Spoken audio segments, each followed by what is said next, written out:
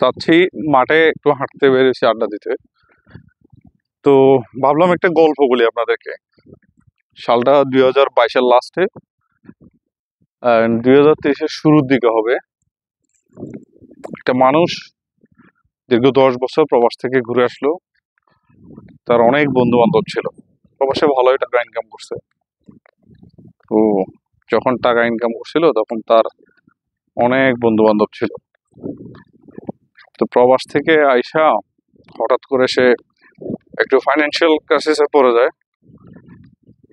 তার এক দীর্ঘদিনের খুব ক্লোজ কাছের বন্ধুকে ফোন করে প্রবাসে, বেশি না মাত্র 2000 টাকা ধার চাইছিল।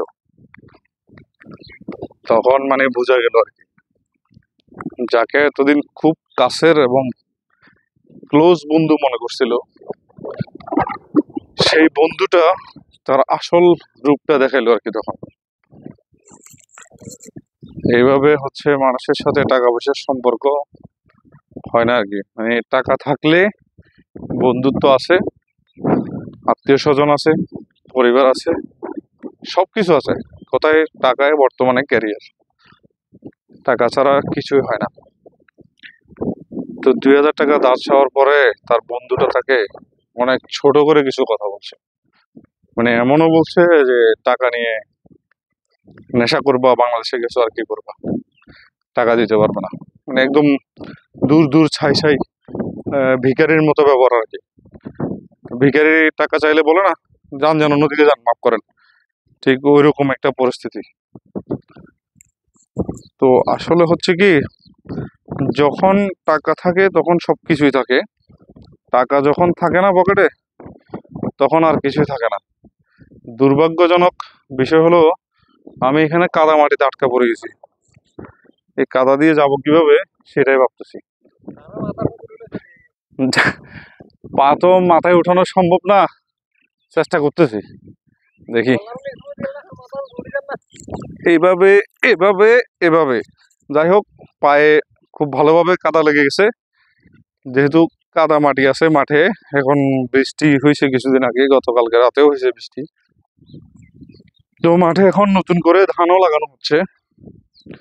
তো যেটা বলছিলাম আপনাদেরকে, গল্পটা মোরাল অফ দ্য স্টোরি হলো যে টাকা নাই, পরিবার, আপনার আত্মীয় স্বজন, বন্ধু বান্ধব কিছু নেই। যখন আপনি সফল তখন আপনার জন্য সবকিছুই আছে।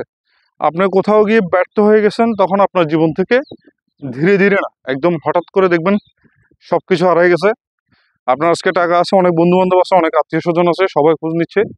হঠাৎ করে একদিন একটা মুভমেন্ট সৃষ্টি করেন যে আমার কাছে আর কোনো টাকা নাই, আমি এই জায়গায় লস খেয়েছি, এখন আমার হেল্প দরকার। আত্মীয় স্বজন বা ফ্যামিলির যাদের কাছে আপনি, যাদের সাথে এতদিন চলছেন টাকা পয়সা নিয়ে, তাদের থেকে হেল্প চাইবেন। ঠিক তখনই তাদের আসল চেহারাটা ফুটে উঠবে। যারা এতদিন আপনাকে ফোন করে খবর নিত, তারা ফোন করে আর কেউ খবর নেবে না, পাশে আর কেউ আসবে না। কেন জানেন? কারণ আপনি বিপদে বসছেন, তো ওই জন্য আপনার কেউ খবর নেবে না। তো আপনার থেকে দূরে থাকবে, যাতে আপনাকে টাকা ধার দিতে না হয়, যেহেতু আপনি বিপদে পড়ছেন। এরকম একটা সিচুয়েশন ক্রিয়েট করেন নিজের লাইফে, বাস্তব প্রমাণ পেয়ে যাবেন আপনি। ধন্যবাদ সবাইকে।